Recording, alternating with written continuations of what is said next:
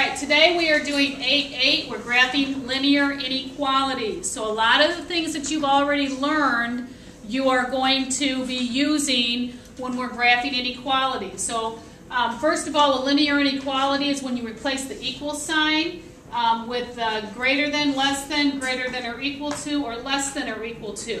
So the graph of a linear inequality is a region of the coordinate plane bounded by a line, and every point within that region is a solution. So let's go back and review a little bit, because when we did equations, remember when we did linear equations, you would have something that looks like this. Now a linear inequality, very similar, we just are changing the equal sign to an inequality sign, okay? Remember when we did one variable equations, remember we did this. We would have solved minus 5,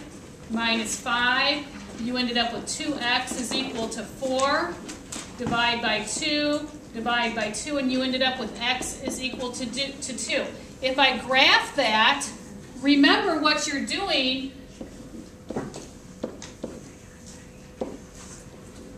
Yeah. So in this case, my only solution is 2. So if I were to graph that, it would just simply look like this. So you got one answer, right? Remember when we switched over to inequalities then, we still graphed and worked the same way.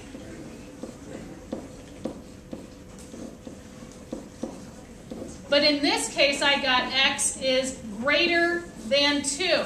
So when I went to graph that, opened or closed circle, do you remember? Closed. Wait, no, it's open. Open, remember the line had to be there for it to be closed. So in this case, this is an open circle at 2, which means 2 is not part of the solution. But if x is greater than 2, that means that every number greater than 2 is a solution. Do you guys remember doing that? So this is a refresher. Okay, so keep this in mind, because this will help you with today's assignment. Here we got one answer. So now think about what your homework you just did. Didn't you get one line and one answer? Here we're going to get, we got lots of answers. In today's assignment, when you work on this on Tuesday, you're going to get lots of answers, or a region of answers that work on your graph. Okay, everyone caught up with me? No. Who's a no? Okay, I'll wait a second. Can I move it up a little bit, Amanda? Yeah. Okay. Amanda, tell me when you're ready. Okay, I'm ready.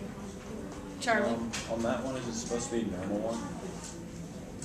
Say that again, please. On the number line, is it supposed to be 1? The answer's 2. Yeah, but you put negative. Oh, yeah, that's me. It's not there. Thank you. Okay? Okay, so now we're going to graph two variable inequalities on a coordinate plane.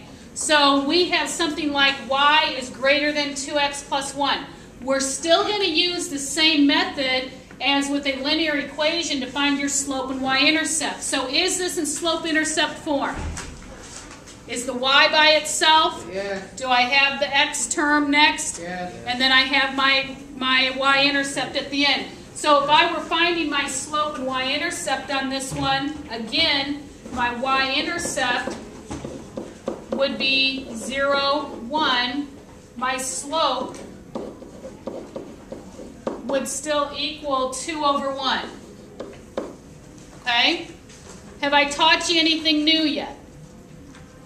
No, everything, so this is review. So everything I'm leading up to, you're like, wait, we already did that, we already did that. Yes, you have. We're going to just apply that to a new concept.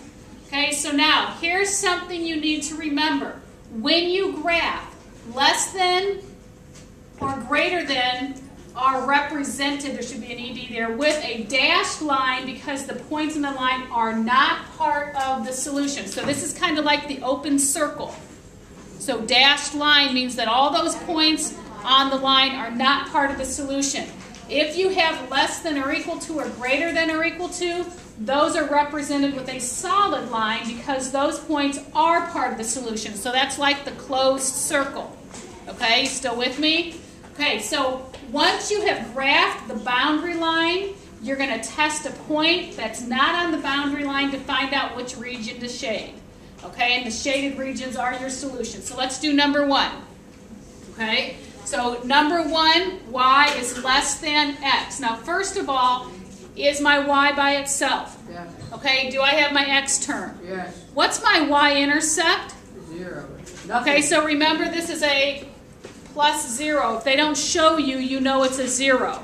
Okay, so my y-intercept, Maddie, is what? 0, 0, right? If I write it as an ordered pair.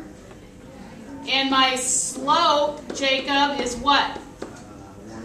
1/1. Okay, 1 over 1. We're going to graph that now. So you guys have a graph right next to your example. I'm going to go to my graph.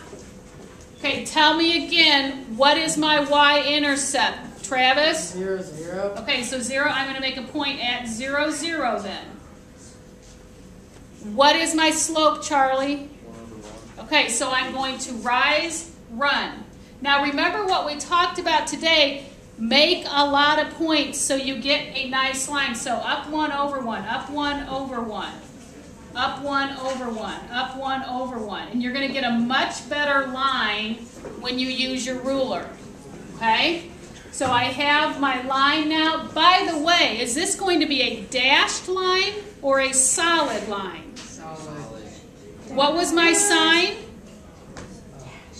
It's going to be dashed. So remember that line has to be underneath it to be solid. Okay, so I'm going to go to my lines. I need a dashed line. Yeah. And it should look like this.